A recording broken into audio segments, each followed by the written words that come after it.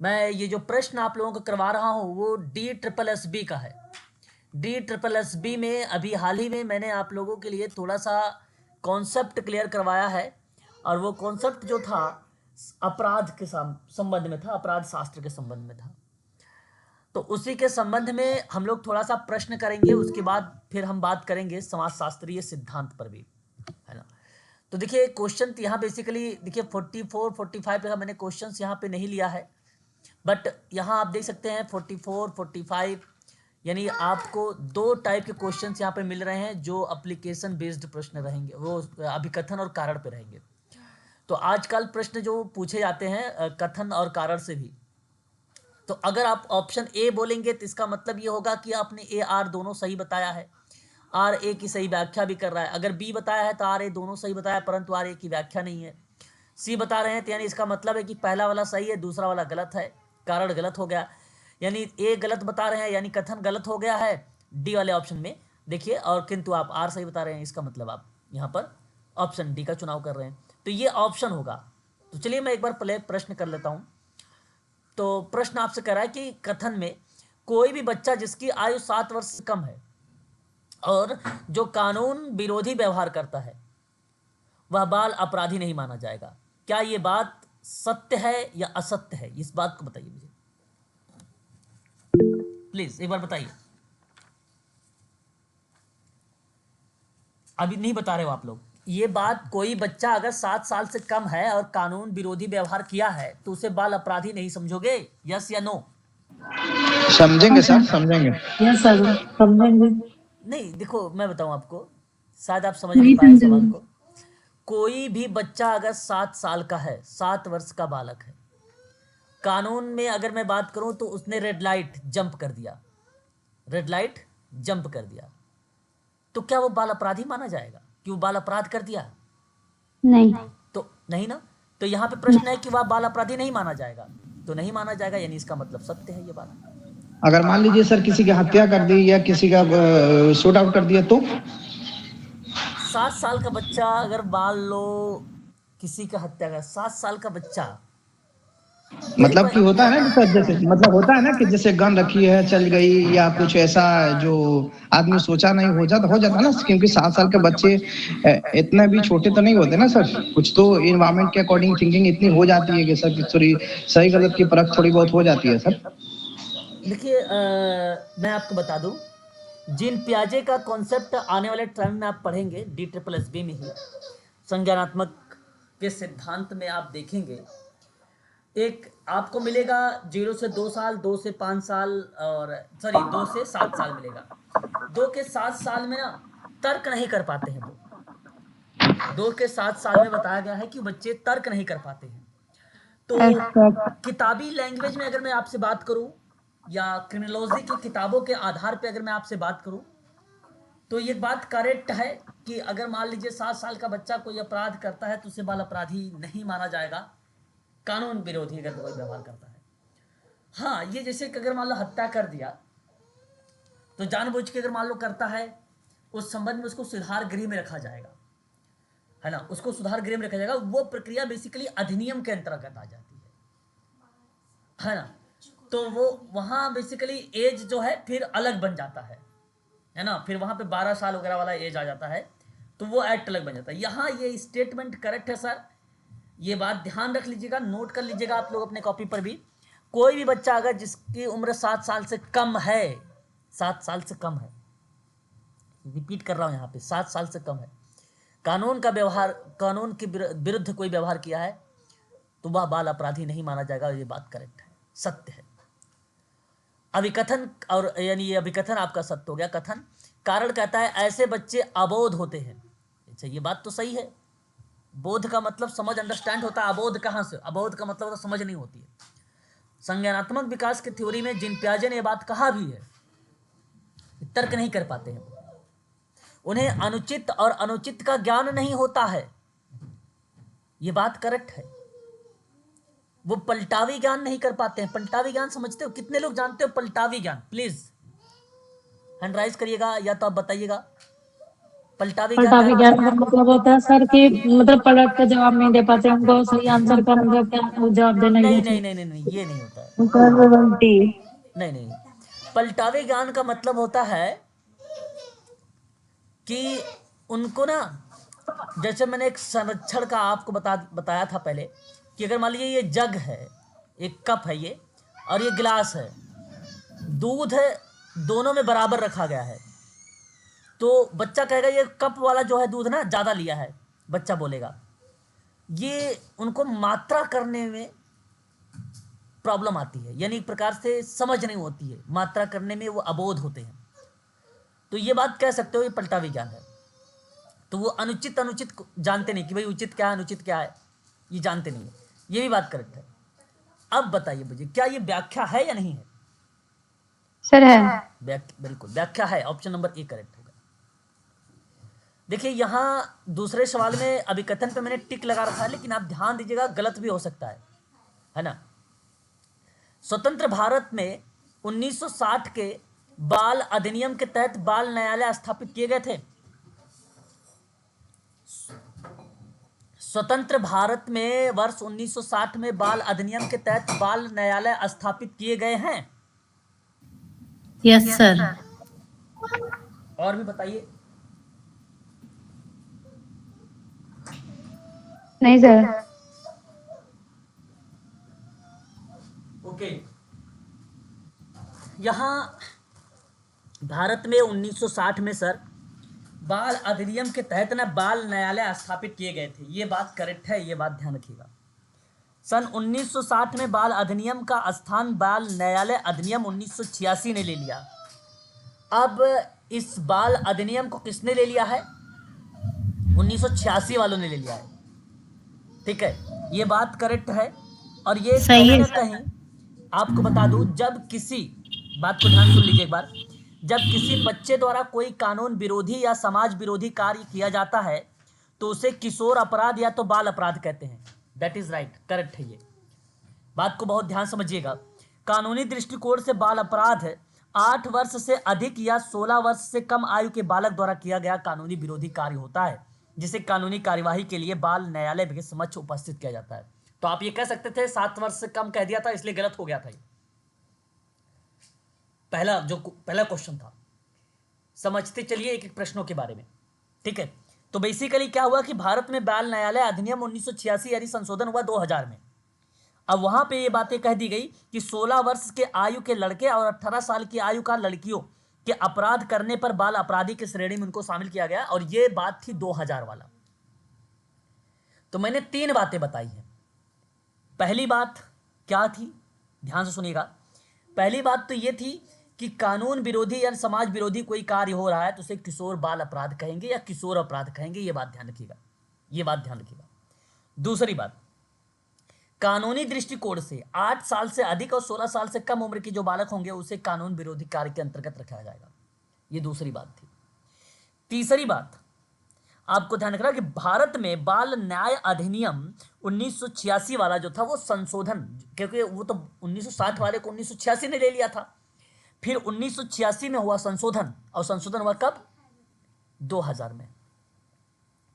2000 में संशोधन हुआ, और उस समय कहा गया कि 16 साल का लड़का और 18 साल की लड़की अगर कोई कानून विरोधी कार्य करेंगे तो ये लोग क्या कहलाएंगे? बाल अपराधी कहलाएंगे। करेक्ट सर ये एक्ट वाला है ना जी, जुवेनाइल एक्ट वाला। जुवेनाइल एक्ट, हाँ बिल्कुल बिल्कुल बिल्कुल, जुवेनाइल एक्ट। फिर सर 2015 में दोबारा से इसका संशोधन हुआ था ना। हाँ, तो 2015 में संशोधन, 2019 में संशोधन, 2021 में संशोधन, तो ये वर्ष को लेकर संशोधन नहीं हुए ना, फिर तो अलग अलग संशोधन है। यहाँ तो मैं वर्ष की बात कर रहा हूँ ना बच्चों की, जी सर, जी है ना। तो बाल न्यायालय अधिनियम के तहत बाल न्यायालय स्थापित किए गए 1960 भारत में। सन 1960 के बाल अधिनियम का स्थान बाल न्याय अधिनियम 1986 ने ले लिया, और आप कारण में देख सकते हो कि सर वर्ष 1960 के बाल अधिनियम का स्थान बाल न्याय अधिनियम 1986 ने ले लिया, ये भी बात करेक्ट है। तो क्या आप जो क्वेश्चन सेकंड है इसमें व्याख्या हो रही है? जो क्वेश्चन मैंने सेकंड आपको बताया है यहाँ पे कथन और कारण में क्या ये दोनों बात करेक्ट है और दोनों की व्याख्या हो रही है? यस या नो में जवाब दीजिएगा। 45 यस बिल्कुल सर। करेक्ट है, यानी अगेन आपका ऑप्शन ए सही हो गया। तो ऐसे भी डी ट्रिपल एस बी में आजकल सवाल पूछे जा रहे हैं, याद रखिए। अगला सवाल देखिए, निम्नलिखित में से कौन से अपराधी बंदी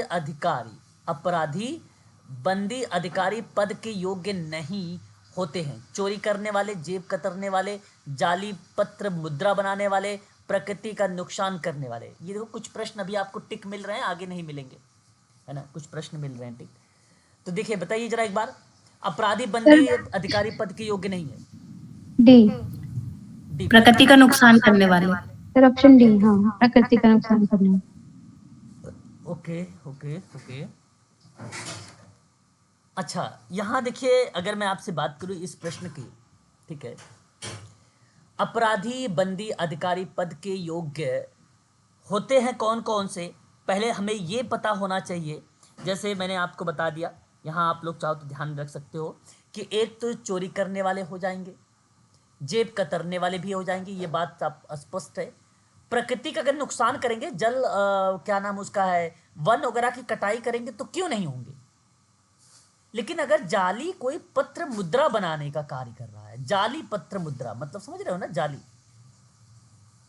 प्लीज एक बार बताइए, जाली पत्र मुद्रा बनाने वाले, इसका देखो बेसिकली क्या है, जाली मुद्रा बनाना एवं प्रचलित करना कपट जालसाजी का एक रूप होता है। बेसिकली नकली मुद्रा वगैरह आप लोग समझते हो। ये अपराधी बंदी अधिकारी पद के योग्य नहीं है। Basically option number C is the right answer होगा इसका सही जवाब, ठीक है, ये ऑप्शन इसका सही जाएगा। ये देखो अपराध से सवाल है, डी ट्रिपल एस बी में अपराध से सवाल ऐसे भी आएंगे, आपको मैं दिखाऊंगा। अभी जब 2019 के क्वेश्चन पेपर, आज मैंने हालांकि थोड़ा सा बस केवल क्वेश्चन पढ़ के आंसर बता रहा था, बट उन प्रश्नों पर व्याख्या होगी आप लोगों की, है ना। तो मैं करवाऊंगा जब आपकी परीक्षा थोड़ा सा नज़दीक आएंगी, तो वहाँ पे आपको सिंपल सी बात है 500 क्वेश्चन आपके जो है प्रीवियस ईयर के ही होंगे, है ना, जो पिछले टाइम ट्रिपल एस बी में पूछे गए हैं और अदर मेडिकल जो है मेडिकल सोशल वर्क में पूछे गए हैं, तो वहाँ पे वो चीज़ें कवर होगी। बट यहाँ पे इन चीज़ों को ध्यान रखें, एक आध प्रश्न ये भी मिलेंगे आपको वहाँ पे। अगला सवाल हमारे सामने ये है कि भारतीय कारागृह समिति नाम से कारागृह व्यवस्था के अध्ययन से संबंधित प्रथम समिति कब नियुक्त की गई थी? आपके सामने सवाल है, 4 ऑप्शन है। तो 27 जनवरी सन 1836। बता दूं आप सभी को कि लॉर्ड मैकाले ने भारत सरकार का ध्यान भारतीय जेलों की खराब स्थितियों की ओर आकृष्ट किया था और उनके सुझाव के आधार पर जेलों की स्थिति का अध्ययन करने के लिए इन्होंने 27 जनवरी सन 1836 ईस्वी को एक समिति की नियुक्ति की और जिसमें अपना प्रतिवेदन सन 1838 में प्रस्तुत किया था। प्रतिवेदन, अगर प्रश्न होता प्रतिवेदन का प्रस्तुत किया था तो प्रतिवेदन 1838 वाला हो जाता, ऑप्शन आपका सही। बट यहाँ पे 1838 तो है लेकिन प्रतिवेदन लिखा नहीं है, इसलिए आपका सी गलत है, डी आपका करेक्ट जवाब है।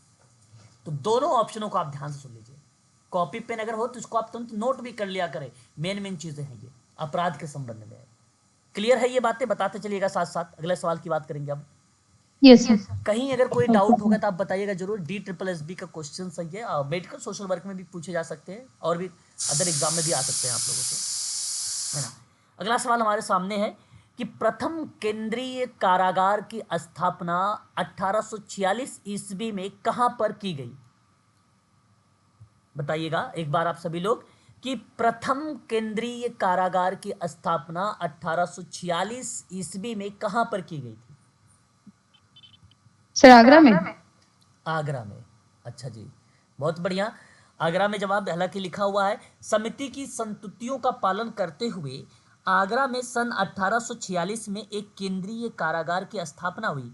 भारत का प्रथम केंद्रीय कारागार परीक्षा में आ सकता है, क्रिमिनोलॉजी का सवाल है ये। तो कहां पर है भारत का प्रथम कारागार? तो आप क्या बताएंगे केंद्रीय कारागार? तो आगरा में है, उत्तर प्रदेश, और option number C is the right answer होगा। करेक्ट जवाब आपका कौन सा बनेगा? ऑप्शन पहला बनेगा। आपको बता दूं 1846 में आगरा में स्थापित जब किया गया था ये भारत का पहला केंद्रीय कारागार, तो भारत में जेल और उनका प्रशासन भारत के संविधान की 7वीं अनुसूची के अंतर्गत राज्य सूची में क्या किया गया, वो उसे समाविष्ट किया गया।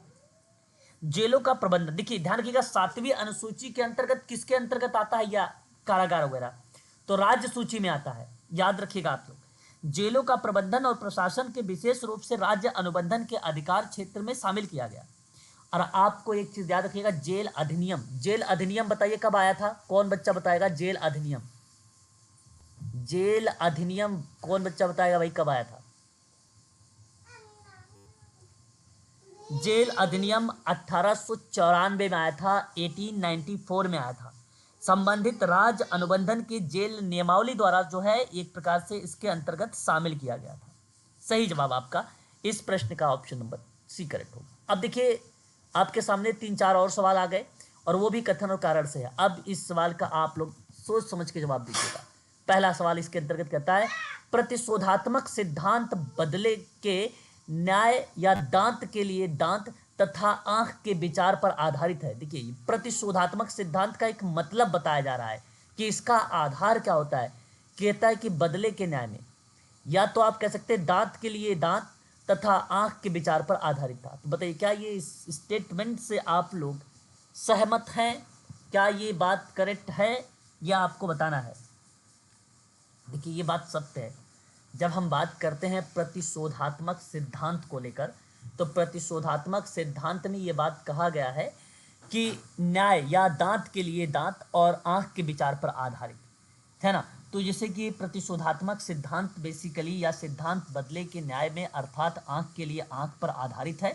इस सिद्धांत के अनुसार कहना है कि यदि किसी व्यक्ति ने किसी अन्य व्यक्ति को क्षति पहुंचाई है, बात कुछ ध्यान सुनिएगा, यदि किसी व्यक्ति ने किसी अन्य व्यक्ति को क्षति पहुंचाई है, चाहे वो शारीरिक रूप से हो या मानसिक रूप से, तो उस व्यक्ति को भी वही शारीरिक क्षति पहुंचाई जाएगी, भले ही उससे उसे दूसरे को कोई लाभ ही ना हो। किंतु मैं आपको बता दूं प्राचीन समय में ये चीजें देखने को मिली भी थी, फिर बाद में इस कॉन्सेप्ट की बड़ी निंदा भी की गई। अगर मान लीजिए किसी ने क्षति पहुंचाई शारीरिक रूप से, उसको भी शारीरिक रूप से क्षति पहुंचाओ।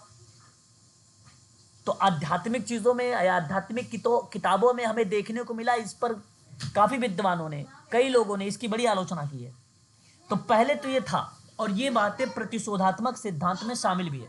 वर्तमान में दंड में बदले की भावना को अस्वीकार कर दिया गया। आज की बात अगर मैं करूं तो अपराधियों को दंड देने के विचार की भी आलोचना करी गई, व्यापक रूप से स्वीकार किया गया। और तर्क ये था कि अपराध से घृणा की जाए ना कि अपराध से, है ना। तो अपराध से घृणा की जाए ना कि अपराधी से घृणा की जाए, है ना।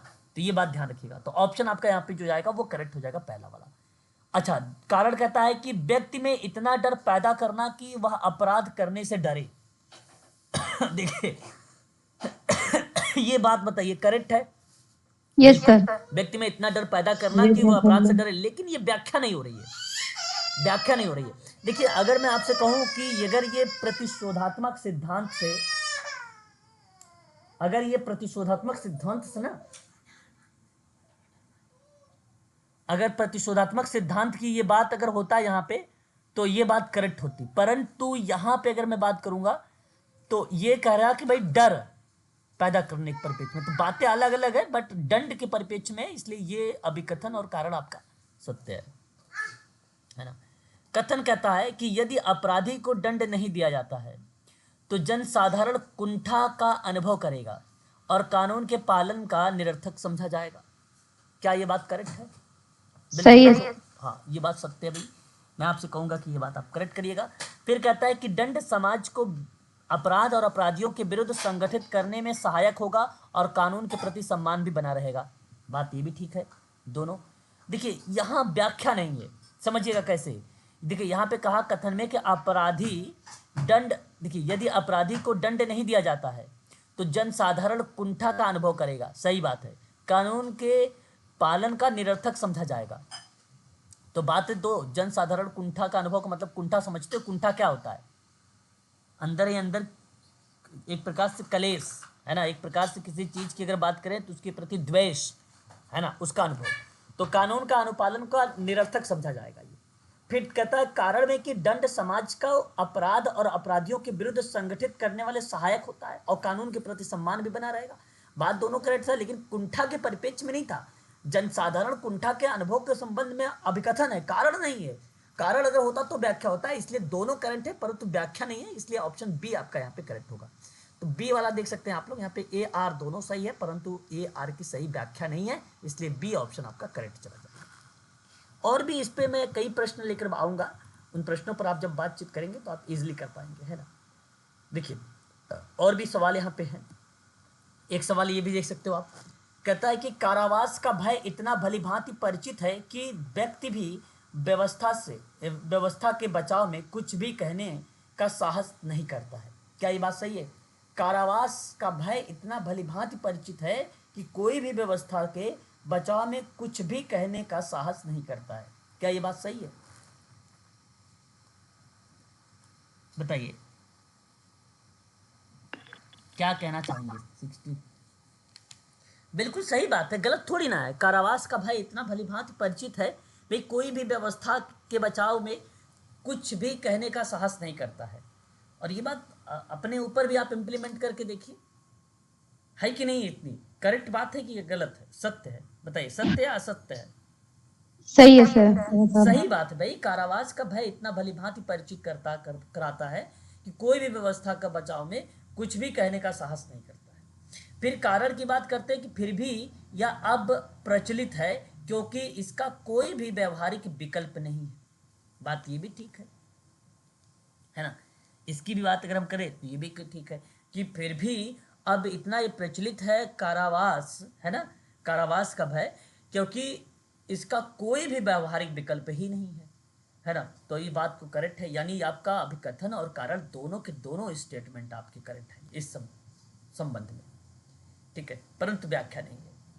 अभिकथन फिर कह रहा है कि दंड का प्रभाव प्रत्यक्ष रूप से व्यक्ति के उत्तरदायित्व यानी रिस्पॉन्सिबिलिटी और आकलन पर पड़ता है। देखिए दंड का प्रभाव व्यक्ति के उत्तरदायित्व पर भी पड़ेगा, उसके ऑब्जर्वेशन पर भी पड़ेगा। दंड का प्रभाव पड़ता है भाई, करेक्ट बात है ये। और दंड का उद्देश्य क्या है भाई? कष्ट देना होता है ताकि व्यक्ति आगे अपराध ना करे, यानी कारण भी सही है। Yes sir. कथन और कारण की अगर मैं बात करूं आप लोगों से, अच्छा 66 में अगर हम बात करते हैं, दंड का उद्देश्य कष्ट देना ताकि व्यक्ति आगे अपराध ना करे। कितने लोग इस बात से सहमत है? बताइए 66 का कारण एक बार फिर से पढ़िए और समझ के बताइए। दंड का उद्देश्य सर कष्ट देना नहीं होता, दंड का उद्देश्य होता है सुधारात्मक मतलब प्रावधान, ताकि सामने वाला दोबारा से गलती ना करे। बिल्कुल, उसे यह महसूस करने में मदद करता है कि उसने जो किया है वह गलत था। और इस अध्याय को अगर मैं बात कहूं तो अपने भविष्य के कार्यों में लागू करने में उसकी मदद करना ताकि उसमें सुधार करना। बिल्कुल करेक्ट जवाब। उसे कष्ट देने का मतलब नहीं है कि उसे कष्ट दिया जाए, बिल्कुल गलत जवाब है यहाँ पे। दंड का उद्देश्य कष्ट देना होता है ताकि व्यक्ति आगे अपराध ना करे, ये गलत जवाब है। यहाँ गलत लिखा हुआ है ना, ये गलत लिखा हुआ है। और यहाँ आपका ए सही है, आर गलत होगा, ऑप्शन थर्ड यानी सी सही जाएगा इस प्रश्न का। ये प्रश्न का ऑप्शन सी सही कह रहे हो, है ना। देखो साधारण शब्दों में हम लोग ऐसे ही बोलते हैं ना, हमारी बोलचाल की भाषा में ये बात करेक्ट है, परंतु किताबी लैंग्वेज में अगर हम लोग बात करें तो ये असत्य है।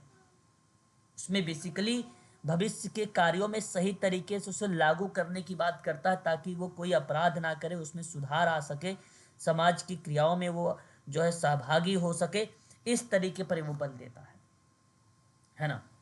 अनुशासन, नियंत्रण, व्यवहार के बदलने के लिए, बच्चों को पढ़ाने की आशा में, है ना, इस तरीके के बहुत सारी एक्टिविटीज होती हैं, उन क्रियाओं पर बल देता है। 67 चिकित्सा शास्त्र से अपराध कानून की एकरूपता समाप्त की जाती है। चिकित्सा शास्त्र से अपराध कानून की एकरूपता समाप्त हो जाती है। क्या ये बात सही है? नहीं सर, गलत है। देखिए यहाँ हमें समझना होगा कि चिकित्सा शास्त्र से अपराध कानून की एकरूपता समाप्त हो जाती है। तो हमें यह जानना होगा कि चिकित्सा शास्त्र में कहा क्या जाता है ना। देखिए चिकित्सा शास्त्र के अगर अंतर्गत हम बात करें तो उस चिकित्सा अपराध में एक प्रकार का व्यावसायिक अपराध को हमें शामिल करना पड़ेगा, क्योंकि चिकित्सा शास्त्र से अपराध की बात किया है इसने।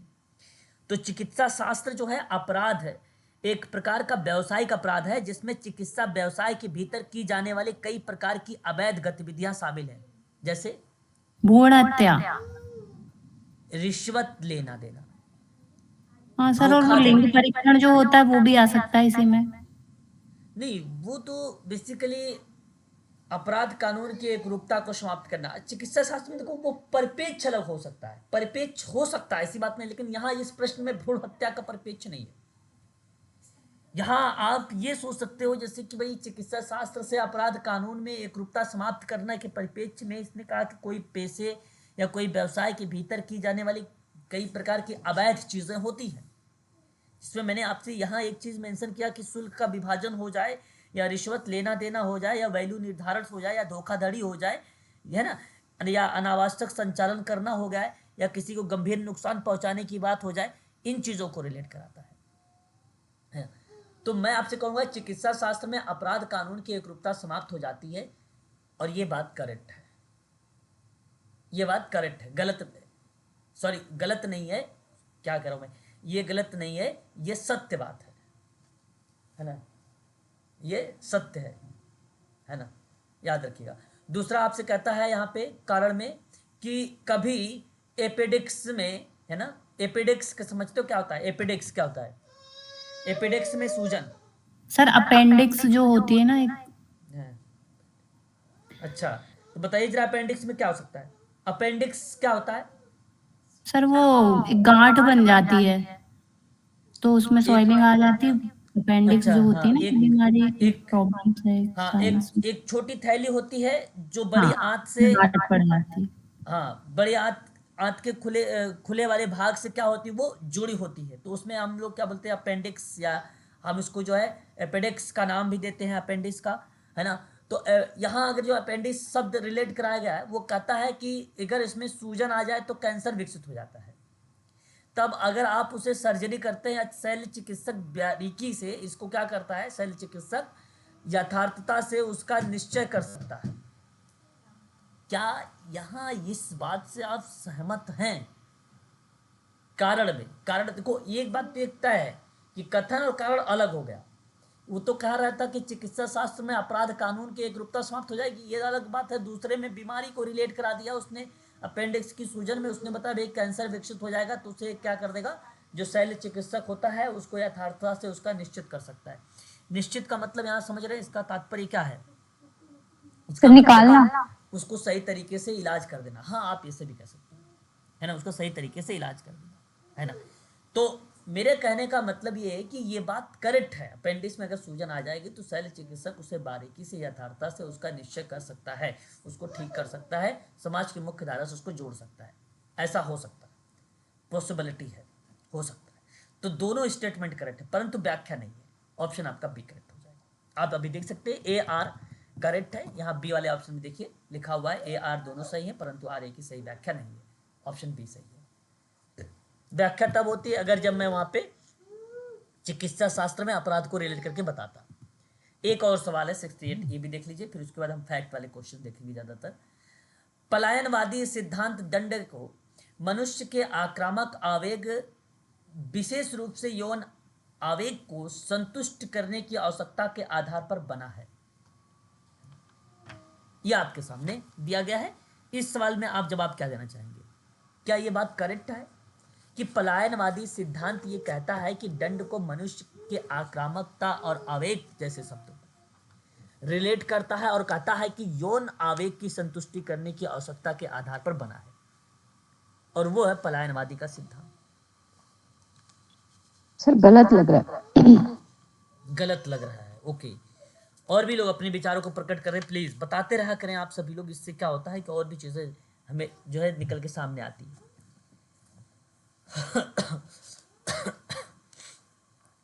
देखिए अगर मैं आपसे बात करूं यहाँ पे, है ना, पलायनवादी सिद्धांत को लेकर, ये बात करेक्ट है कि पलायनवादी सिद्धांत दंड के अनुसार ये कहा गया कि मनुष्य के आक्रामक आवेग विशेष रूप से यौन आवेग को संतुष्ट करने की आवश्यकता के आधार पर बना है। प्लान ये थ्योरीज है ये, और इस थ्योरीज में अगर मैं बात करूं, जैसे हार्वर्ड बेकर ने 1963 में लेबलिंग का एक सिद्धांत मैंने पढ़ाया था, वाल्टर रेकलेस का मैंने एक प्रतिरोध का सिद्धांत पढ़ाया था, नौविचलन का सिद्धांत 1960 के दशक में आया था, स्वतंत्र इच्छा पर बेस्ड जो था, ठीक है।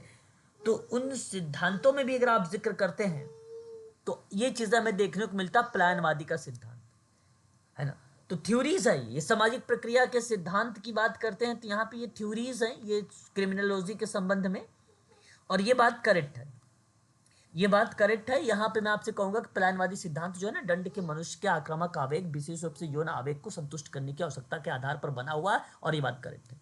लेकिन एक बात यहाँ पर ध्यान रखिए, जो कारण लिखा हुआ है ये कहता है कि जब यौन व्यवहार को कठोरता से नहीं दबाया जाता है तब वह आपराधिक दंड भी उतना ही कठोर होता है। ये गलत है। अब आप सोच लीजिए, पढ़िए एक बार ध्यान से इसको। ये कहता है कि जब यौन व्यवहार को कठोरता से नहीं दबाया जाए, मतलब कठोरता से, तब अपराधियों को दंड भी उतना ही कठोर होता है। पहली बात तो ये अपराधियों का दंड भी उतना भी कठोर, ये इस चीज को रिलेट ही नहीं करेगा, ये यही गलत हो जाएगा, है ना। तो ये तो एक बिहेवियर थेरेपी होती है, बिहेवियर थेरेपी के माध्यम से इस व्यवहार को समाप्त किया जाता है ना, इस संबंध में। और इसके रूप में अगर हम बात करें कि यौन व्यवहार को कठोरता से नहीं दबाया जाता है तो भाई अपराधियों को दंड भी उतना ही कठोर होता है, तो ये कहना उचित नहीं होगा। तो दंड का उद्देश्य ये होता है कि भाई सिंपल से दूसरों को कानून के उल्लंघन से रोकना, अपराधी का सुधार करना, अपराधी को शारीरिक रूप से रोकना ताकि भविष्य में उसके लिए अपराध करना संभव ना हो, प्रतिशोध या बदले की भावनाओं को एक प्रकार से प्रभावी बनाना, है ना, इस तरीके की चीज़ें, क्षतिपूर्ति करना, अब जो है अयोग्य बनाना, इस जैसे प्रक्रियाओं में जो है वो जिक्र करता है दंड के परिप्रेक्ष्य, है ना।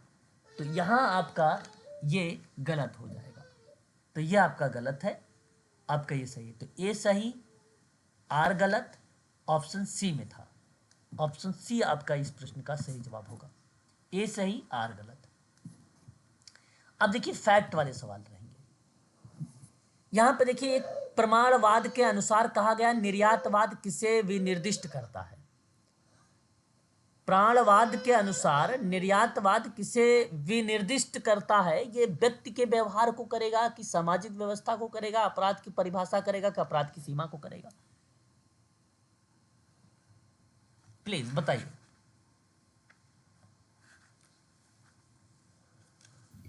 Sir B.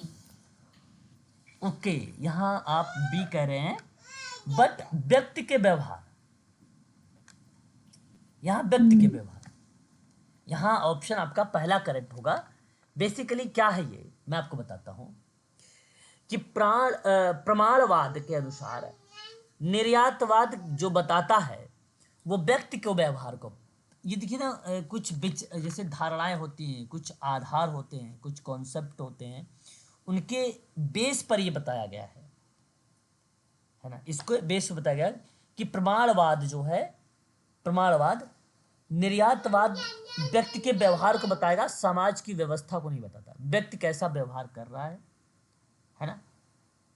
पॉजिटिव अगर है तो भाई फिर तो समाज की मुख्य धारा से जुड़ा हुआ व्यक्ति है। नकारात्मक अगर व्यवहार वो कर रहा है तो उसको हमें क्या करना है, सुधार के माध्यम से समाज की मुख्य धारा में जोड़ना है। तो सामाजिक गतिविधियां पे बिल नहीं देता, ना अपराध की परिभाषा बताता है, ना ही अपराध के उद्देश्य बताता है, ना ही अपराध की सीमाएं बताता है, ना ही अपराध की हानि बताता है। ये प्रमाणवाद के अकॉर्डिंग निर्यातवाद जो शब्द है वो व्यक्ति के व्यवहार का है, और निर्यातवाद का मतलब होता है व्यक्ति का व्यवहार, व्यक्ति कैसा व्यवहार कर रहा है समाज, उस चीज को दर्शाता है। फिर उसके बाद देखिए कह रहा है, दूसरा एक सवाल है कि प्रमाणवाद के अनुसार कहा गया भाई कि सुधार किसे निर्दिष्ट करेगा। सुधार का मतलब क्या, विनिर्दिष्ट किसको करता है, सुधार का मीनिंग सिंपल सी बात है। इस सवाल में बता सकते हो आप, सुधार की प्रक्रिया किसके अंतर्गत जा रही है? B option. ऑप्शन बी की तरफ आप जा रहे हैं। यहां अगर हम बात करेंगे तो करेक्ट जवाब सही बताया आपने कि अपराध के प्रति नीति, दंड और सुधार, बिल्कुल करेक्ट जवाब ऑप्शन नंबर आपका बी करेक्ट है। यहां बी ही ऑप्शन सही है। अपराध के संदर्भ में कुल कितने सिद्धांतों की बेसिकली मान्यता दी गई? कुल कितने सिद्धांतों की मान्यता दी गई है? तो कुल टोटल 7 सिद्धांत है। मैंने कल भी आपको बताया था। एक सिद्धांत आपका था क्लासिकल सिद्धांत, दूसरा था आपका जैविकी सिद्धांत, तीसरा था आपका आर्थिक सिद्धांत, चौथा था आपका भौगोलिक सिद्धांत, पांचवा था आपका मनोजैविकी सिद्धांत, छठा था आपका बहुकारक सिद्धांत, सातवां था आपका समाजजन्य का सिद्धांत। कुल कितने अपराध के संदर्भ में सिद्धांत की मान्यता मिली है? तो 7 सिद्धांतों को मिली है। मैंने पढ़ाया था कल, आप लोगों को एक बार रिकॉल करवाया था, है ना? ये भी आपको ध्यान रखना है। क्लासिकल सिद्धांत के अनुसार अपराध का मुख्य कारण क्या हो सकता है? देखिए, मैंने कल भी आपको बताया था, मैंने कहा था कि व्यक्ति के तार्किक प्रेरणा और सुखवाद और दुख की रिप्रेजेंट करने वाली प्रक्रिया को संचालित करता है। ठीक है, यहाँ ऑप्शन जो जाएगा वो आपका करेक्ट माना जाएगा। कौन सा? ए और बी दोनों से। ए और बी दोनों, यानी सी ऑप्शन करेक्ट होगा आपका। जैविकीय सिद्धांत के अनुसार अपराध का मुख्य कारक क्या बन सकता है? क्वेश्चन नंबर आपके सामने, बताइएगा जवाब। हाँ, डी होना चाहिए सर। और डी होना चाहिए, ऑल। अच्छा, डी भी होना चाहिए। चलिए देखिए, इस सवाल में अगर मैं बात कर रहा हूं आप लोगों से कि भाई जैविकी सिद्धांत के अनुसार अपराध किस चीज को रिप्रेजेंट करता है, तो मेरे हिसाब से यहाँ पे अगर हम बात करें शारीरिक विकृतियां और दोषपूर्ण अंग, विकृति शारीरिक रचना का कारक, जैविकी हीनता, और ऑप्शन आपका करेक्ट हो जाएगा यहाँ पर डी। सही जवाब ऑप्शन डी होगा, सभी के सभी करेक्ट होंगे। जैविकी सिद्धांत बेसिकली अगर हम बात करें तो इसमें 4 ऐसे कॉन्सेप्ट थे। लेम्ब्रोसो सबसे पहले थे, चार्ल्स गोरिन थे, हट्टन थे, सैडल थे। तो लेम्ब्रोसो ने शारीरिक विकृति के बारे में बताया, जो ऑप्शन ए में दिया गया। विकृति के बारे में अगर हम बात करते हैं, यहाँ पे चार्ल्स गोरिन ने बताया। जैविक हीनता की बात करते हैं तो हट्टन ने बताया। एक सैडल का था, सैडल ने क्या बोला था? मध्यकायी शरीर बोला था। क्या बोला था? मध्यकायी शरीर वाला व्यक्तित्व वाला, है ना, ये बोला था। ठीक है, तो याद रखिएगा आप लोग। आगे बात करेंगे क्वेश्चन नंबर नेक्स्ट। क्लासिकल जो क्लासिकीवादी व्याख्या है उसकी प्रस्तावक जो है बैकरिया है, बैकरिया है। उसने क्या मान्यता दी थी अपने थ्योरीज में? क्लासिकल जो सिद्धांत था वो बहुत 1764 का सिद्धांत है ये।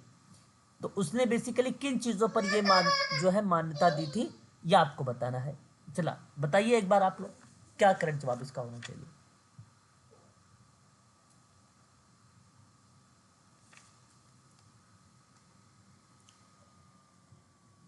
देखियो, मानव स्वभाव तर्क संगत, स्वतंत्र, स्वास्थ्य से घिरा होता है, सत्य बात है। वहीं अगर हम बात करते हैं सामाजिक व्यवस्था, मैतक्य और सामाजिक संविदा पर निर्धारित होता है, ये भी बात सत्य है। अपराध व्यक्ति की तार्किक प्रेरणा से किया जाता है, ये भी सत्य है। इसलिए ऑप्शन आपका करेक्ट हो जाएगा डी, आपका डी करेक्ट है। यहाँ पे देखिए, अपराध शास्त्र के जनक किसे कहा जाता है? लेम्ब्रोसो। लोम्ब्रोसो का नाम आता है, आप इजीली कर सकते हैं। ठीक है, अपराध शास्त्र को शब्द जो है सबसे पहले दिया किसने था? 1885 में किसने दिया था? सदरलैंड। नहीं, और भी कोई बताना चाहेंगे? सदरलैंड तो वो है व्हाइट कॉलर क्राइम में। आज ही मैंने यूजीसी क्लास वाला कोई बच्चा नहीं है क्या इसमें? भी यूजीसी क्लास में आज बताया तो था। Yes sir. हाँ बताओ फिर। सर एक मिनट बता। आपने एक नाम सुना होगा, मैंने आप लोगों को बोला होगा गैरफेलो के बारे में, है ना? इनको बोला जाता है गारफेलो। हाँ, गैरफेलो। तो जो है रेफेले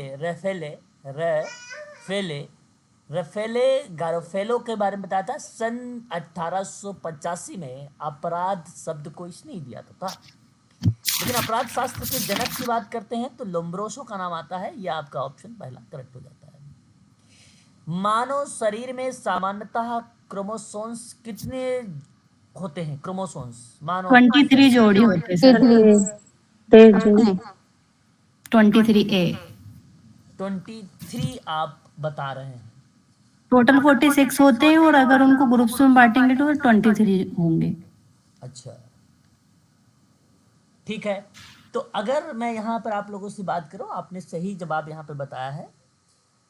इसका सही ऑप्शन जो जाएगा वो 23। बट 23 जो जोड़ा है इसको हम इस तरीके से मतलब बेसिकली क्या करते हैं, डिवाइड करते हैं भाई 23 और 23 क्रोमोसोम्स में। परंतु एक मानव शरीर में जो सामान्य क्रोमोसोम्स पाए जाते हैं वो 22 जोड़े पाए जाते हैं। ये जो आप Yes, sir. 23 बता रहे हैं, जो 23वां जोड़ा होता है वो XX बेसिकली वो XX और XY वाला जो होता है सेपरेशन वाला।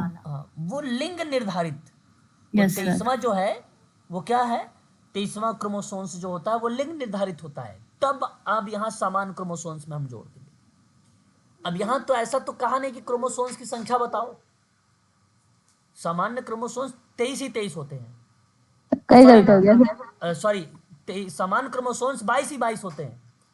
लेकिन क्रोमोसोम्स अगर हम बात करते हैं, केवल क्रोमोसोम्स की बात करते हैं, तो उस क्रोमोसोम्स में सामान्य क्रोमोसोम्स और सेक्स क्रोमोसोम्स दोनों इन्वॉल्व हैं, तो 23वां जोड़ा बनता है। यहाँ करेक्ट जवाब होगा ऑप्शन बी, ना कि ऑप्शन ए। यहाँ ऑप्शन बी करेक्ट होगा, 22 जोड़े। करेक्ट जवाब बताइए। क्लियर, समझ में आया कि नहीं? जी सर। हाँ। सर कॉन्फिडेंस से जवाब दिया था, सबने गलत हो गया तो। हाँ, क्या कह रहे हो आप, फिर से बताइए। सर इसमें तो कॉन्फिडेंस से जवाब दिया था सबने, ये पढ़ने में गलत। हाँ देखो, ये बेसिकली क्या है ना कि आपको समझना होता है इसमें कि अगर मान लीजिए क्रोमोसोम्स में पूछता ना तब आप 23 कहते तो ठीक था। मैंने समान क्रोमोसोम्स का मतलब क्या होता है, 22 जोड़े होते हैं क्रोमोसोम्स में। यहाँ पर संख्या में भी नहीं पूछा ना, इसलिए। देखो, चार्ल्स गोरिन ने किन सिद्धांतों का प्रतिपादन किया है? शायद मैंने अभी आप लोगों से जिक्र भी किया है। पूर्व की ओर विकास का होना या लौटना, या विकासवादी सिद्धांत, ये भी या इनमें से कोई नहीं। चार्ल्स गोरिन का कौन सा सिद्धांत बताएं प्लीज। सी ऑप्शन दो। ठीक है, सी ऑप्शन सही बताया आपने, ये करेक्ट हो जाएगा, सी वाला ऑप्शन। ठीक है, गारोफेलो का नाम देखिए, ये इन्होंने सन 1885 मैंने अभी नोट किया था। और क्रिमिनोलॉजी शब्द का नाम, क्रिमिनोलॉजी पुस्तक का नाम है, आपको कह सकते हो। ऑप्शन सी होगा करेक्ट। यहाँ पे भी आप लोगों ने देख लिया। आपको बता दूं कि आप देखिएगा 2019 का DSSB का क्वेश्चन पेपर 2019 में आया था ना, DSSB में आपको मिलेगा ये सवाल। गारोफेलो के किस पुस्तक का नाम जो है बेसिकली कब पूछा गया था, दूसरा क्वेश्चन ही बेसिकली यूज किया था। The term criminology was first coin in 1885 by, तो वहां पे नाम अगर आप देखेंगे तो गारोफेलो का नाम आता है, और ये सही जवाब हो जाता है ऑप्शन नंबर सी। अच्छा शब्द है। अगला बात करते हैं, क्रिमिनोलॉजी का अंग्रेजी शब्द में अनुवाद कब हुआ था? अच्छा सवाल, ये भी मैं पढ़ा चुका हूं, आप बता सकते हैं इजिली, बताइए। सही जवाब 19 का जी 1914। क्रिमिनोलॉजी का अंग्रेजी में अनुवाद कब हुआ था? तो 1914 में हुआ था। बात करते हैं, लोम्ब्रोसो ने किस अवधारणा का महत्व दिया? मानसिक दोष, शारीरिक दोष, ए बी या इनमें से कोई नहीं। लोम्ब्रोसो ए और बी दोनों। लैम्ब्रोसो की अगर हम बात करते हैं, क्वेश्चन नंबर अगर यहाँ पे बात करेंगे तो आप सही जवाब देंगे ऑप्शन यहाँ पर केवल और केवल मानसिक दोष। सही जवाब यहाँ पर क्या होना चाहिए?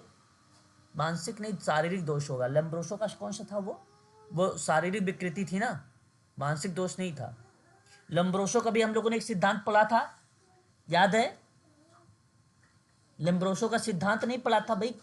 जैविकी का सिद्धांत में पूर्वज प्रत्यावर्ती का सिद्धांत, शारीरिक विकृति या शारीरिक द्वेषपूर्ण दोष अंग रहेगा को, सर। हाँ यस सर। द्वेषपूर्ण अंग को बताया था, इसलिए ऑप्शन नंबर बी तो होगा। अंग मानसिक विकृति। द्वेष बिल्कुल गलत हो जाएगा। यहाँ पर ऑप्शन जो जाएगा वो केवल केवल बी करेक्ट होगा। और ये लेम्ब्रोसो ने कब दिया था? 76 में। 1876 में, ये याद रखिएगा। देखिए DSSB में ऐसे ही सवाल आएंगे अगर अपराध से प्रश्न बनेंगे तो। अपराध तो बहुत बड़ा टॉपिक नहीं है, टॉपिक आपके लिए सोशल वर्क और सोशोलॉजी ज्यादा बड़ा है, ये पढ़ना। लेकिन अपराध से इतने क्वेश्चन आप करोगे ना, लगभग मान चलो नाना के चक्कर में भी आप लोगों के कम से कम 500 के आसपास क्वेश्चन हो जाएंगे एग्जाम के आते आते, इतने क्वेश्चन हो जाएंगे अपराध में। आगे बात करते हैं। बाकी तो उसको सोशल वर्क को छोड़ दिए, सोशल वर्क के अथाह क्वेश्चन अपने पास पड़े हुए हैं। एक सवाल ये बताइए जरा कि बाल अपराध और वयस्क अपराध का एक बड़ा कारण निस्तरीय मानसिकता होता है। क्या इस विचार से आप सही है कि बाल अपराध जो है और जो वयस्क अपराध है यह एक बड़ा निम्न स्तर का मानसिकता होती है? इस बात अपने विचार को रखिएगा, ये बात करेक्ट है या नहीं?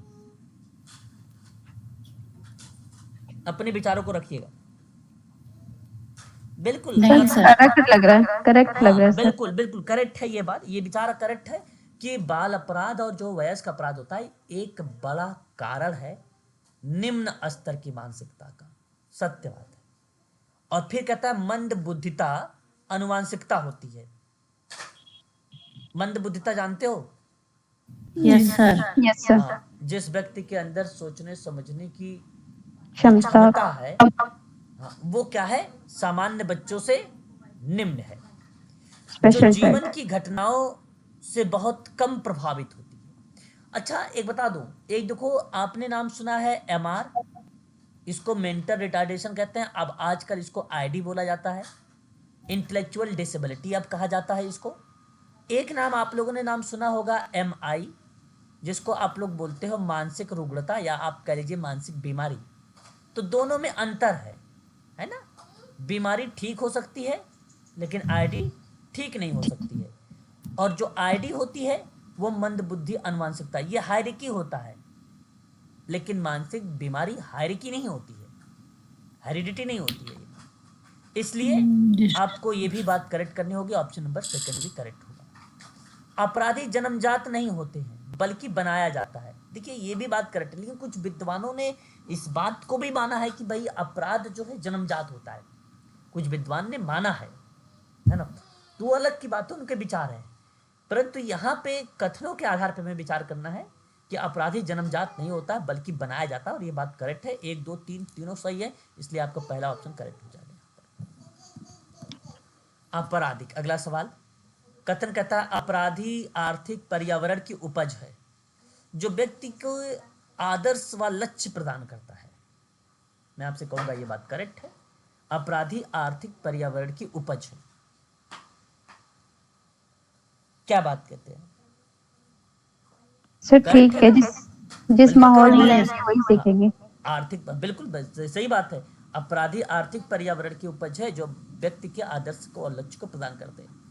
कारण कहता है कि आर्थिक व्यवस्था अपराधी के लिए प्रेरक तत्व का कार्य करती। गलत जवाब, ये गलत है।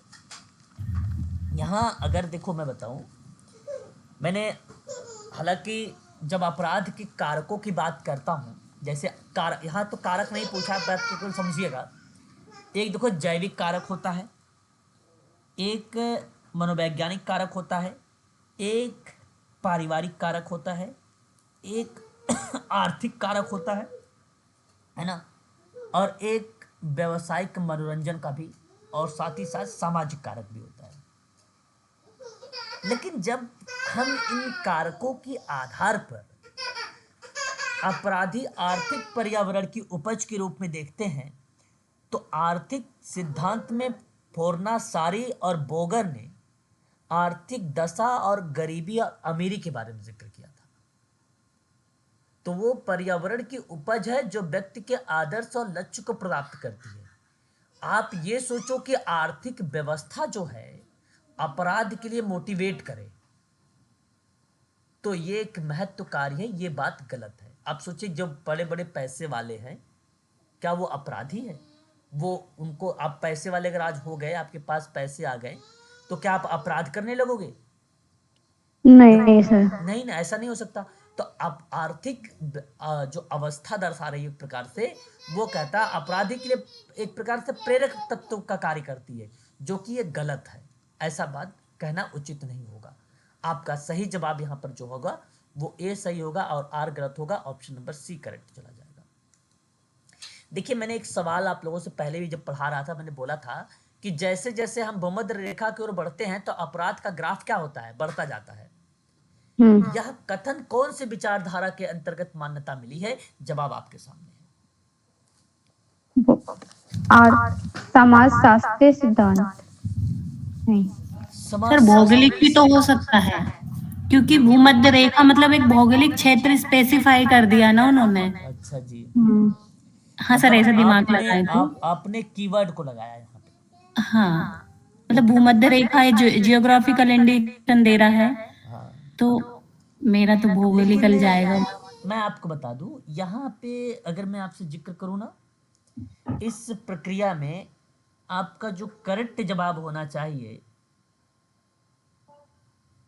सवाल कहता है कि जैसे जैसे हम भूमध्य रेखा की ओर बढ़ते हैं अपराध का ग्राफ भी बढ़ता जाता है। यह विचारधारा की मान्यता पर आधारित है। आर्थिक सिद्धांत, भौगोलिक सिद्धांत, समाजशास्त्रीय सिद्धांत। 3 ऑप्शन आपके सामने है और इसका जो करेक्ट जवाब होगा ऑप्शन में अगर मैं बात करूंगा तो वो आर्थिक सिद्धांत होगा, है ना। वो आर्थिक सिद्धांत आपका यहाँ पे करेक्ट माना जाएगा। ऑप्शन आपका करेक्ट जो जाएगा वो आर्थिक सिद्धांत जाएगा। भौगोलिक सिद्धांत में मैडम अपराधी का मूल्यांकन जलवायु, नमी, तापमान और भौगोलिक कारकों के आधार पर होता है। उनके कारक पे आधारित होता है। उनके जैसे मॉन्टेग्यू से और जो मैंने बताया था आपको डेक्स्टर के बारे में, क्रोपोटिकिन के बारे में बताया था, ये कुछ विद्वान हैं, इनके बारे में जिक्र किया था, वो उनका नाम आता है। परंतु फोर्नासारी ने इटली का विद्वान है, सन 1894 में अपराध और गरीबी के बीच में आर्थिक संबंधों पर चर्चा किया था। फिर 1916 में एक डच का विद्वान जो बोगर है उसने अपराध और पूंजीवाद की संरचना पर बात किया था। बाद में आर्थिक निर्धनतावाद को मान्यता देते हुए संपत्ति का निजी अधिकार को निर्धनता पे रिलेट करते हुए एक अवधारणा यानी एक प्रकार से कॉन्सेप्ट वो आया और वह प्रतिक्रियाएं जो रिप्रेजेंट हुई वो आर्थिक सिद्धांत में हुआ। और यहाँ जैसे जैसे हम भूमध्य रेखा की ओर बढ़ते हैं अपराध का ग्राफ भी बढ़ता है और ग्राफ प्रक्रिया जो होती है इकोनॉमिकल को दर्शाती है।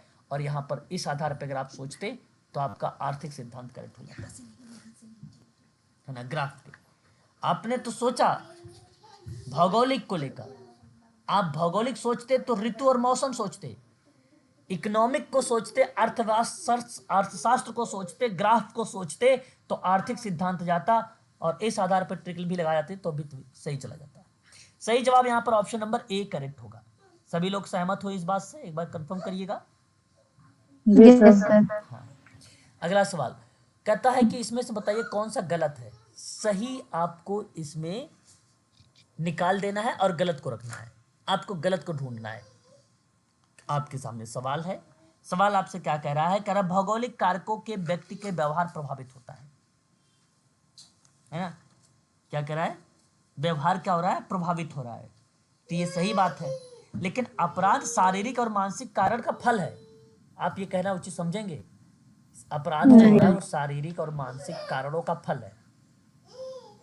अपराध कोई शारीरिक कारण हो सकता है, कोई मानसिक कारण, कुछ भी हो सकता है। देखो यहाँ पे डिनोट नहीं किया गया है, तो क्या आप उसे अपराध कह दोगे?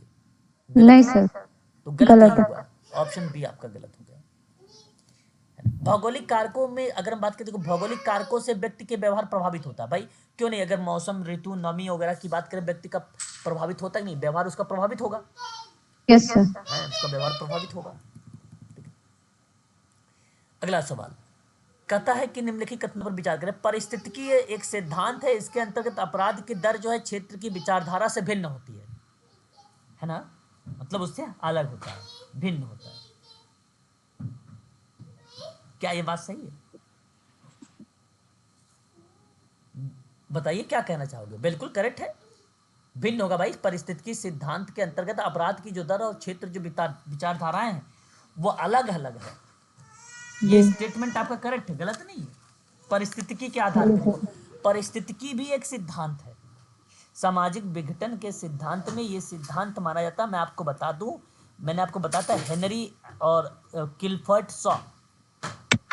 आपको बता दूं इस सवाल को लेकर DSSB 2019 labour and social welfare officer से एक सवाल पूछा गया था और वो सवाल में आया था ऑप्शन में किलफोर्ड शॉ का नाम, किलफोर्ड शॉ का नाम, जिन्होंने हेनरी मैके के साथ जुवेनाइल डिक्लेंसी एंड अर्बन एरिया की किताब में अपराध क्षेत्र की जो जोन होते हैं उसको बताया था।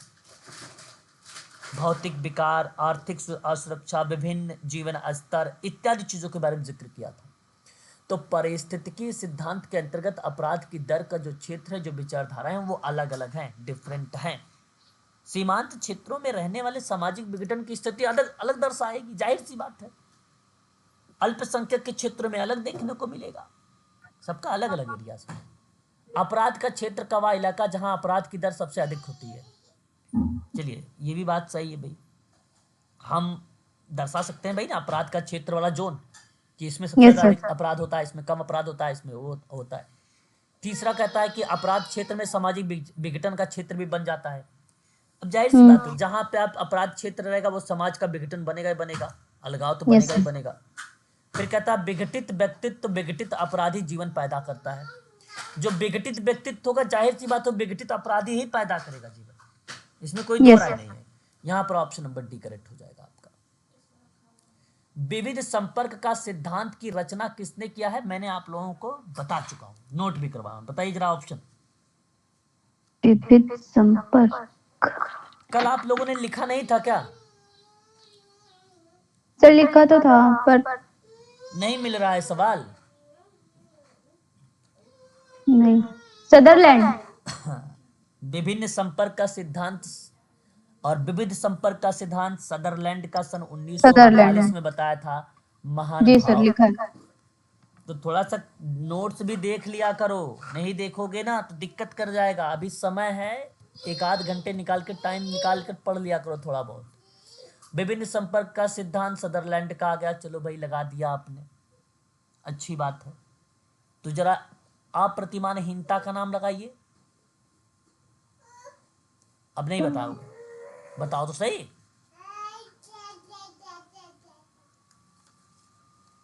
सर बोलो। कल पढ़ा। कल पढ़ा है तो बोलोगे नहीं, दुर्खिम ने पहले दिया, बाद में इसकी बढ़ावा आर के मर्टन ने दिया था, तो कल ही तो बताया था। फिर उसके बाद उप संस्कृतियां सिद्धांत की बात करेंगे तो किसका नाम लगाओगे? उप संस्कृतियां सिद्धांत में हरमन मेनहाइम का नाम, और स्व अवधारणा नियंत्रक सिद्धांत में वाल्टर रकलेस का नाम। अभी अभी मैंने रकलेस के बारे में भी बताया, सुनते नहीं हो आप लोग। थोड़ा सा ना ध्यान से सुना भी करो बात वगैरह की, मैं क्या क्या बातें बता रहा हूँ, क्या क्या चीज़ें बोल रहा हूँ, है ना। उस चीज़ को भी ध्यान से आप जो है ध्यान में रखा करो। मैंने अभी आप लोगों से बोल भी रहा था कि प्रतिरोध का जो सिद्धांत था वाल्टर रकलेस ने दिया था, प्रतिरोध वाला सिद्धांत। Yes sir. लेबलिंग का सिद्धांत हवार्ड बेकर ने दिया था। उप संस्कृति में हरमन मेनहाइम का नाम आता है। सदरलैंड और मर्टन के सिद्धांतों में अगर हम बात करते हैं, 1960 वाले में अपराधी व्यवहार का एक नया सिद्धांत विकसित किया था 1960 में, है ना। और वो सदरलैंड और मर्टन के सिद्धांतों को एक ओहलिन था, उसने विकसित किया था, ओहलिन, है ना। तो वो चीज़ हम बात आप लोगों से करेंगे। इसका सही ऑप्शन क्या? पहले का 4 मिला दीजिए, दूसरे का 1, तीसरे का दूसरा और चौथे का तीसरा। ऑप्शन चला जाएगा सी, ऑप्शन सी करेक्ट हो जाएगा, है ना। तो आज के लिए बस इतना ही रखिए, है ना। बाकी तो ये देखो, पहले मैंने आज आप लोगों के ये सारे क्वेश्चंस जो है करवा दिए हैं। इसका मैं PDF आप लोगों को ऐसे ही सेव कर लेता हूँ। ये सेव करके आप लोगों को जो है अभी आपके ग्रुप में डाल देता हूँ, ठीक है ना। तो ये देखो, कुल टोटल अभी है मेरे पास 108 प्रश्न है अपराध के संबंध में। इसमें एक PDF है और उसी PDF से ये मैंने आपको निकाला 108 क्वेश्चंस यहाँ पे केवल अपराध के हैं। और इसी तरीके के हैं, कहीं सिद्धांत है तो कहीं उसके सिद्धांत के नाम में पूछे गए हैं, और आपको बता दूं इनमें से एक भी जो क्वेश्चन है, एक भी ऐसा क्वेश्चन नहीं मिलेगा जो 2019 से हट के हो अपराध वाले में। तो सारे क्वेश्चन इसमें है 2019 के। तो इसलिए आपको और भी क्वेश्चन, लगभग 500 क्वेश्चन करवाऊंगा अपराध में। आप लोगों को वही क्वेश्चन करना है, बस वही आपको ध्यान रखना है और जो पढ़ाऊंगा उसको पढ़ना है। बाकी तो अभी आपका समाजशास्त्र में चलने वाला है, सोशल वर्क में चलने वाला है। आप इजीली आप निश्चिंत रहें, डोंट वेरी, कोई दिक्कत नहीं है। मैंने किताब आपको मैं पेपर भी आज दे दिया हूँ, आप पेपर देख लो जाके अपने टेलीग्राम पर कि कौन कौन से क्वेश्चन पेपर आप जो कौन कौन से क्वेश्चन वहाँ पे दिए गए हैं। आप वहाँ पे जाके देख लीजिए। क्वेश्चन मैंने सेंड कर दिया टेलीग्राम पर, ठीक है, DSSB के। वहाँ पर ठीक है इजीली देख सर। सकते हो प्रीवियस ईयर के जितने भी क्वेश्चन DSSB के पूछे गए हैं इजीली। बाकी पढ़ते रहिए। कल फिर हम लोग बात करेंगे, कल समाजशास्त्रीय सिद्धांत पर बात करते हैं। फिर समाजशास्त्र के सर सिद्धांत कल से आपने एक वैकेंसी के बारे में बताया था, एक बार वो बता दीजिए। मैंने क्लास लेट ली थी तो मुझे पता नहीं कौन सी चला। वैकेंसी? सर कोई वैकेंसी का बता रहे थे सर शायद आप कल। इलाहाबाद की। जी सर। वो यूजीसी नेट अगर आपका है तो आप इलाहाबाद वाली वैकेंसीज को आप अप्लाई कर सकते हैं। वहाँ पे निकला है। यूजीसी नेट हाँ, वालों के सेंट्रल लिए। सेंट्रल आप सरकारी रिजल्ट पर देखोगे ना, या तो आप निकालो वहाँ पे सेंट्रल यूनिवर्सिटी है जो है इलाहाबाद का, ठीक है, प्रयागराज का, तो आपको मिल जाएगा वहाँ पे बहुत सारी नोटिफिकेशन। वो नोटिफिकेशन आप देख सकते हो। आपने नेट क्वालिफाई किया है? नहीं सर, मुझे लगा कि वो सोशल वर्क से रिलेटेड है तो इसलिए मैंने नहीं, पूछा। अभी सोशल वर्क की मेरे पास एक और वैकेंसी आई है, अभी मैं उसे ग्रुप जी में सर। डालता हूँ। 7 ठीक सीटें है। हैं और आई थिंक वो कहाँ पे, रुकिए मैं बताता हूँ। सोशल वर्क की एक और वैकेंसी अभी मैंने देखा, अभी भी आई है। ये आई है आदित्य महाविद्यालय में। सोशल जी वर्क सर। की 7 सीटें हैं, 2 SC की हैं, सॉरी 1 SC की है, 3 OBC की है, 1 EWS की है, 1 जनरल की है। अभी मैं इसको नोटिफिकेशन आपको डालता हूँ। आदित्य महाविद्यालय की है, दिल्ली की, ठीक है। जी सर। ठीक मैं है डाल सर। देता हूँ, उसको देख लीजिए, ठीक है। सर DSSB के एग्जाम कब तक होने के ये चांसेस है? आप लोग अभी निश्चिंत रहिए, ठंडी में मत जाइए पेपर देने। DSSB वाले पूरा जो है ये फुल बाजू के T-शर्ट पहनने नहीं देते भाई, शर्ट नहीं पहनने देते हैं DSSB वाले जब पेपर लेते हैं, पता है। तो इस जी ठंडी सर। में बिल्कुल मत मनाइए कि भाई पेपर हो। DSSB का पेपर अगर आप लोगों ने दिया है तो अच्छी बात है, आपको पता होगा कि DSSB वाले किस तरीके का अपना जो है रूल रेगुलेशंस बना रखते हैं, है ना। तो ठंडी में ना ले तो सबसे बढ़िया है भाई, वो चला जाएगा। मुझे जहाँ तक उम्मीद है मार्च प्लस होगा, है ना, इधर नहीं होगा। और DSSB का जितना भी एग्जाम हुआ है 3 से 4 महीने का समय दिया है। अब मान चलो दिसंबर में निकला है तो 3 से 4 माह समय देगा। ये थोड़ी ना ESI है या SGPGI है कोई medical social work. DSSB paper एक देखो 3 से 4 महीना देता है, और एक उत्तराखंड मेडिकल सोशल वर्क है, वो भी आपको टाइम देता है 4 से 5 महीने पढ़ने के लिए। और UGC नेट तो देता ही है 6 महीने का टाइम, है ना। बाकी अदर एग्जामों के भरोसा नहीं कर सकते हो, वो कब एग्जाम ले ले उनका कोई भरोसा नहीं। बाकी एग्जामों का तो फिक्स है भाई, ये इतना टाइम देते हैं पढ़ने के लिए, है ना। टाइम भी है, गवर्नमेंट कहती भी है कि 3 से 4 महीने बच्चे तैयारी करें, है कि नहीं। जी सर। ये टाइम भी है। सर ESI का तो बहुत जल्दी हो गया था। हाँ, बाकी आप लोग देखो, अभी आपको क्या करना है, जितने आपके पास कंटेंट जा रहे हैं उसको पढ़ो, PDF को संभाल कर रखो, कोई आप डिलीट मत मारो, टेलीग्राम में डाल के रखो सारी चीज़ें। पर डे आप लेकिन पढ़ो 1 घंटा, पर डे 1 घंटा पढ़ाई करो। जो भी कंटेंट आपको दे रहा है मैं सीमित, ऐसा नहीं क्लासेस आपकी नहीं कि भाई आपका कोर्स पूरा हो गया तब आपका खत्म, ऐसा नहीं होगा। आपके उसके बाद क्वेश्चन चलते रहेंगे, प्रैक्टिस चलती रहेगी बराबर आपकी, समझो अनलिमिटेड क्लासेस है ये आपके पास, है ना, बराबर चलती रहेगी क्लासेस। और ये तो बहुत छोटा सिलेबस है आपका, है ना, ज़्यादा से ज़्यादा सर 1 से इसके 1.5 लिए महीने कोई में बुक खत्म। वगैरह, हैं? सर इसके लिए कह रहे कोई बुक वगैरह से देख के पढ़ सकते हैं या ऐसे आपके लिए लेबर नोट्स एंड वगैरह सोशल से? वेलफेयर की कोई किताब नहीं है। बहुत मैंने देखा बच्चे जितने ले रहे हैं सारे UGC नेट सोशल वर्क की किताब ले रहे हैं, यहाँ तक कि सोशोलॉजी किताब भी नहीं ले रहे हैं, सोशल वर्क वाली किताब ले रहे हैं सारे के सारे, और वो भी हरियन किताब ले रहे हैं, ठीक है। तो आप निश्चिंत रहो, उसके लिए कोई ऐसी किताब नहीं है। उसको लिए आपको बता दो, केवल आपको वहाँ पे डेटा निकाल के अलग से PDF बनानी पड़ेगी, वो ऑलरेडी एक किताब बन जाएगी, आप निश्चिंत रहो, है ना। उसके लिए कोई किताब नहीं आई है। अगर आप खरीदोगे भी तो वो लॉ वाली किताब मिलेगी आपको, लॉ वाला, या BPSC की मिल जाएगी आपको किताब, वो मिलेगा, पूरा है नहीं BPSC में, ठीक है। या तो आपको कोई अलग अलग मतलब मिलेगी, जो भी मिलेगी वो लॉ वाली मिल जाएगी, लॉ की। लॉ में आपने देखा होगा बहुत सारे एक्ट वगैरह होते हैं, क्रिमिनोलॉजी से संबंधित होता है ना, वो डायरेक्ट लॉ पर ही जा रही है ना, लॉ पे। सर हमें एक्स्ट्रा बुक लेने की जरूरत है क्या? नहीं बुक लेने की जरूरत नहीं है, मैंने कब मना तो कर रहा हूँ आपको। अभी ये देखो बहुत सारे क्वेश्चन है, मैं खुद दे रहा हूँ सबको, किताब लेने की क्या जरूरत है, कुछ नहीं, आप बस मैं पूरा कंटेंट तो दे रहा हूँ, मैं ऐसा भी नहीं कि एक क्वेश्चन पढ़ा के उस पर थोड़ा बहुत 5-6 टॉपिक ले, या फिर ऐसे बहुत सारे टॉपिक है मेरे पास पड़े हुए। अभी तो मैंने ये टॉपिक स्टार्ट किया जो अपराध शास्त्र है। अभी जी सोशल वर्क का ना बचा पड़ा है। जब सोशल वर्क की पीडीएफ ओपन होगी तब देखना। सोशल वर्क का मैं बेसिकली पढ़ाता ही हूँ यूजीसी नेट पे, है ना। तो सोशल वर्क का ऑलरेडी है ही अपने पास। सोशोलॉजी के जो है एमपीपीएससी क्लास है, तो आप ये आपके पास है, सारे कंटेंट पर्याप्त है, ठीक है, कोई दिक्कत नहीं होगी, ठीक ठीक है। है सर, चलिए, थैंक सर यू। आप बहुत अच्छा पढ़ाते हैं, थैंक यू चलिए। सर।